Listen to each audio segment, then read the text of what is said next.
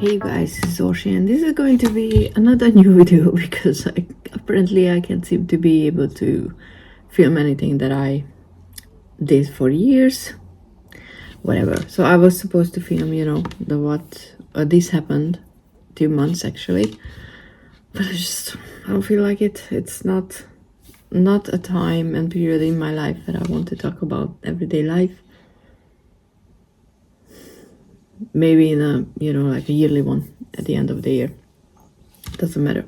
So I was thinking, what is it that I actually want to talk about? And I was thinking about talking about a book that I'm currently reading, and maybe I will do that later, like talk about books and pick a tarot card that I think it's matching the theme of the book. And you can disagree, you can add, you can change, you can elaborate on why you disagree or you agree with me if you read the book. Obviously I probably are gonna be more spoilerish than I am normally, but I don't think it's gonna be too much, especially not in this case, because the book that I chose, as you can see from the title, is the Hyperion Cantos series, which I was under the assumption that it was only 2 books, so I was reading the second one as the conclusion of the story. And then I opened Goodreads just now to check, and it turns out there's 4 books at least, and 2 in between books, but whatever. How I was thinking about doing this, light, I need a light. How I was thinking about doing this video is not talking about the book when I finished with it, because usually when I finish a book I get closure, usually, and then then I feel what I feel, but I don't want to talk about it. So I'm probably in the middle of the second one right now, and I should have picked a deck. Be right back, I'm gonna pick a deck. And now this means I will have to edit the video. Yay! So I chose the Hush Tarot because decay is kind of in the theme of the book. So what I wanted to do is pick a card and talk about the 2. Probably there's not gonna be a lot of structure in this one, at least, because I'm just coming up with things as per usual. So in a nutshell about the books, Hyperion is a sci-fi saga, I guess, which is not surprising because I usually read sci-fi or fantasy, and maybe from the name you already knew. If you love sci-fi, I'd highly recommend the books, even though I'm only in the middle of the second one, so don't tell me how it ends. Plus, I'm not entirely sure it's gonna end, how it should. How the Divergent series was ruined for me in the end. That taught me a lesson. But it's about, the first book is about a 7 pilgrimager, is that the word? 7 randomly chosen person in the known universe of the book. It's about, I don't even know how many thousands of years after our time. There's a hegemony, there's like multiple colonized worlds and differently developing people.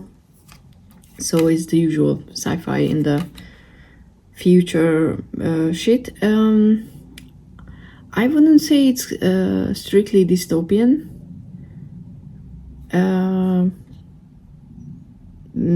I'm not saying that humanity lives in like great happiness, because then what would the book be about? But it's not entirely as horrible as other books, even though the end is coming.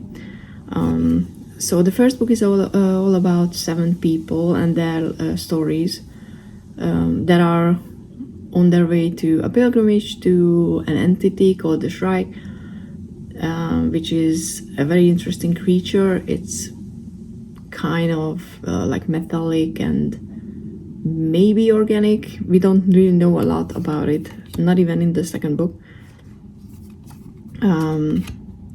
But the whole point is that there's a big war coming, and certain elements think that these 7 pilgrimagers are going to be able to change the outcome of that war, but they don't know how. And at this point, the AI already surpassed humanity. They live separately.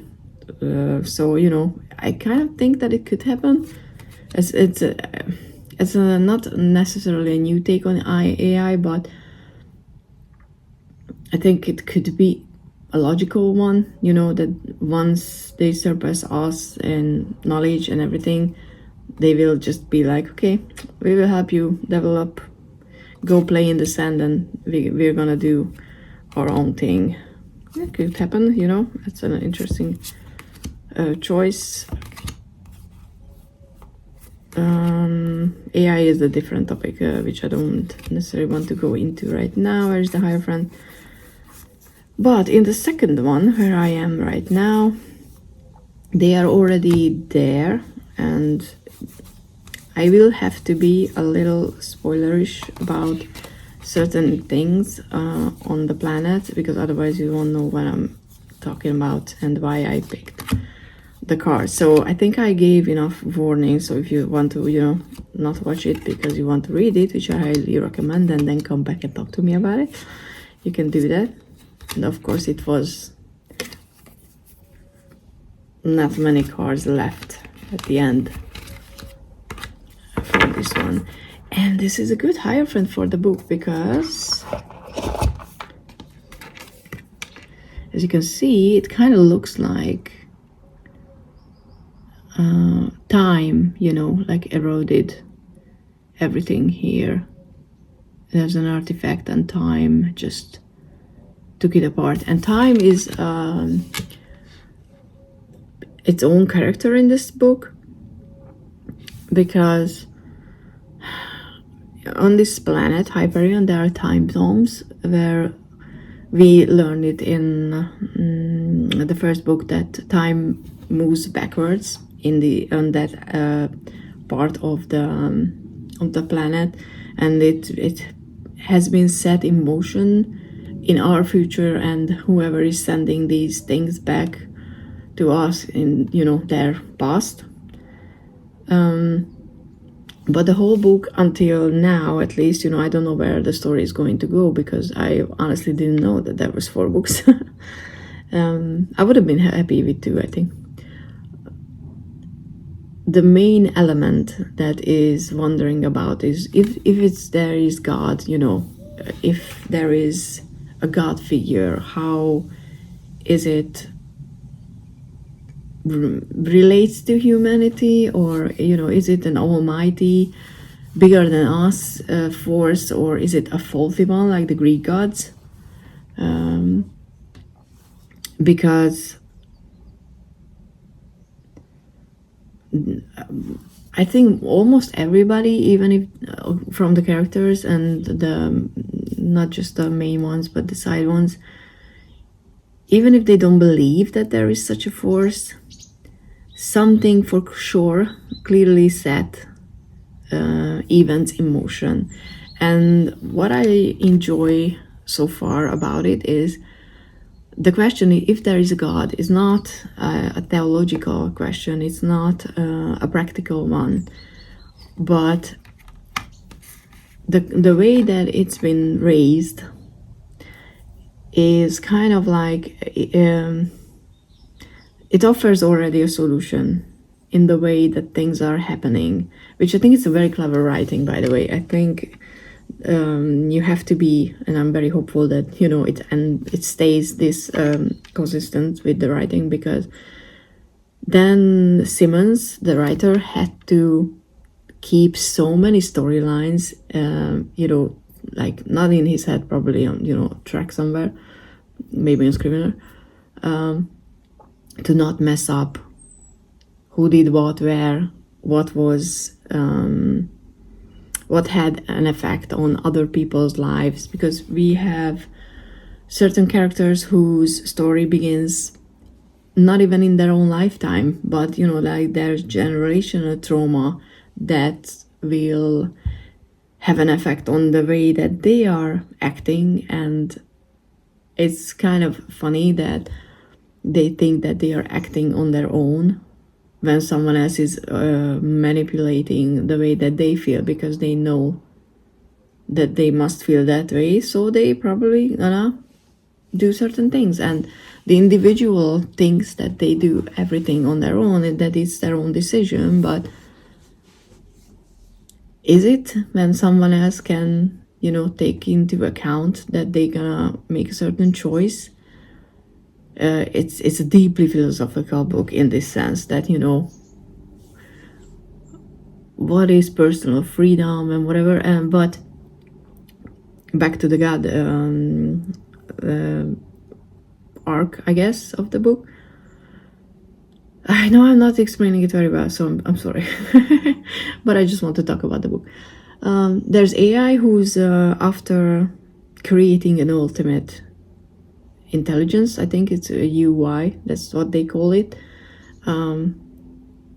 There's the Catholic Church who is dying, in a modified version of it, but certain things happen that for individual people of that church change things. There are other people who don't care about God, but there is definitely a force behind everything, all the movements of the pilgrimages, the other how to say, what to call them, the other elements in the war, like other side of the war. Really, I hate being spoilerish, so it's hard to talk about things. And the AI, everything moves according to a plan. It definitely feels like it, because the individuals go into situations saying that nope, I'm not going to go down that road that you're telling me from day zero that I need to go down. I'm gonna do everything in my power just to defy you, because I don't give a shit about human sacrifice to God, for example, because that comes up. I'm not gonna sacrifice someone that I love just to save humanity, because fuck this notion of sacrificing yourself or your children or your word or whatever just to save many. Because their opinion is that humanity surpassed that stage in their relationship with God, where you have to do such a thing, which I find it very interesting. It's the whole Abrahamic concept of sacrifice. But in the end, they do what they didn't want to do, because certain things change. And I'm not going to say what, because, that's the storyline which I'm most interested in finding out. Saul and his daughter Rachel. But I don't know enough yet, because I'm in, like halfway in the book. But this is why I'm saying it's a clever writing, because that the character will have to go from A to B, because the story can't progress if they are not doing what they're supposed to do.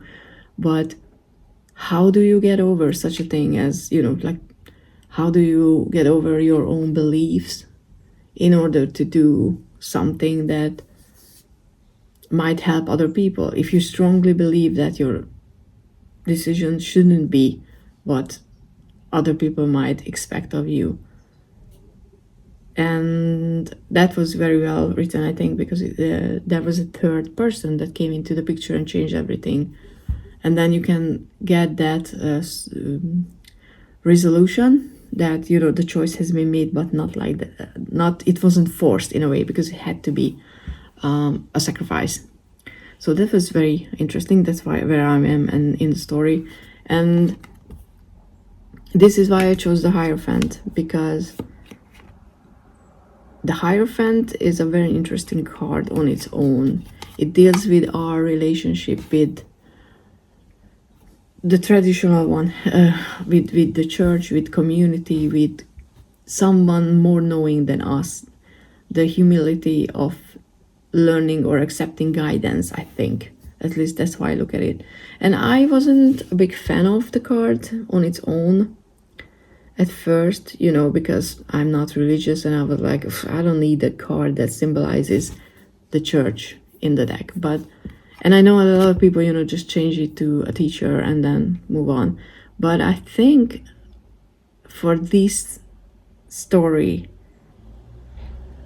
what it symbolizes, the church itself, that there is a more knowing entity.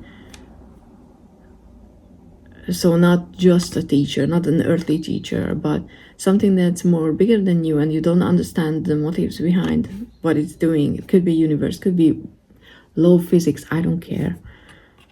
Because, people who don't believe in spiritual things, they can believe that, science, and then you still believe that there is something that works beyond your power, gravity and stuff like that, like, I'm not trying to pick an argument. I'm just saying that I think most people need something that helps us create order from the chaos. And for some people, it's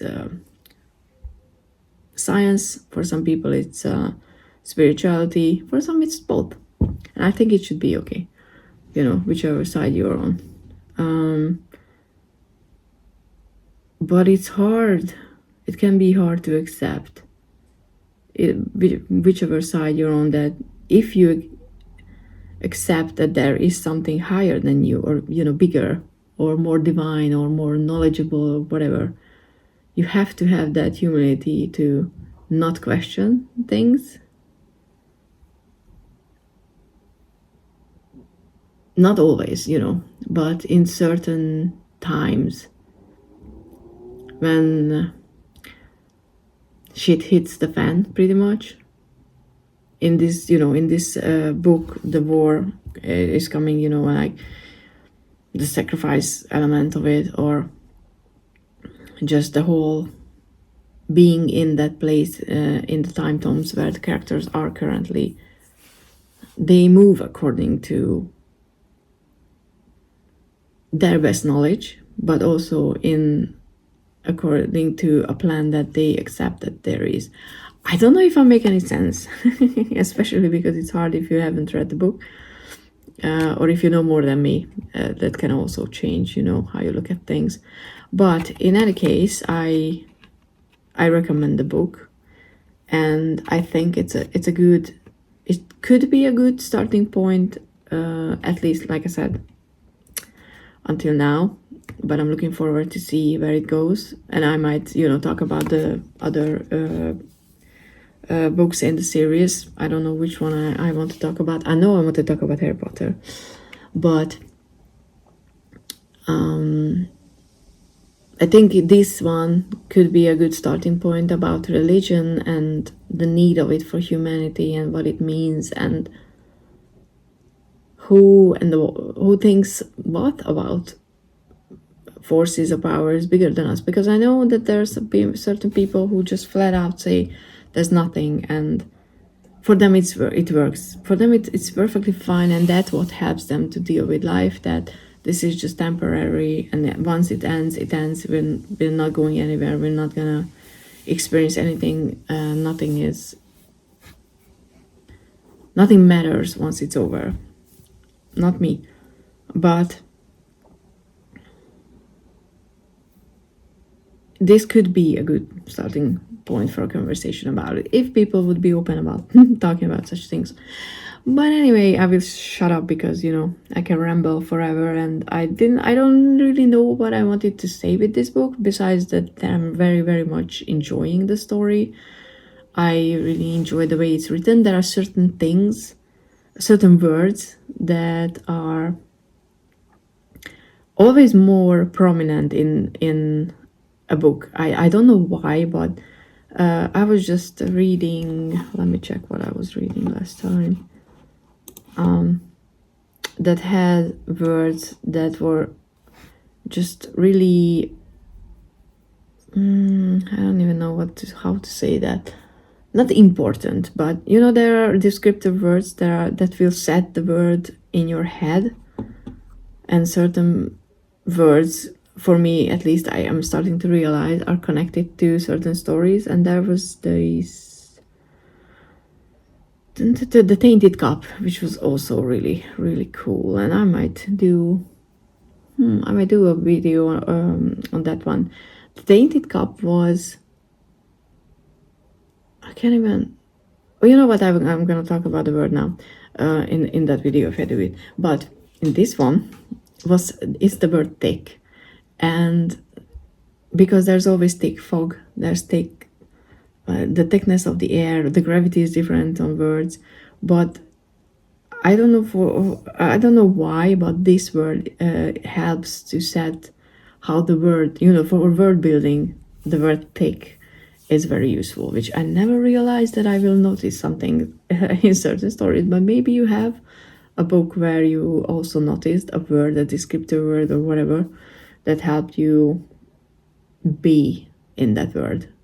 We could talk about that too. So, okay, I'm gonna shut up. It's already 21 minutes. But you know me. I mean, if you know me. I don't know if it was interesting or not, but I'm not really into my old content, and I'm still, you know, I'm more involved in real life these days, as you can notice. So that's why I'm not really on YouTube, but I have a few other decks. Those are coming as well for first impressions and flip throughs. But yeah, thank you so much if you're here, if you watch this, and if you've read the book, you know, don't tell me how it ends, but just tell me which one, what did you like, or if you liked it or not, because I'm interested. Bye.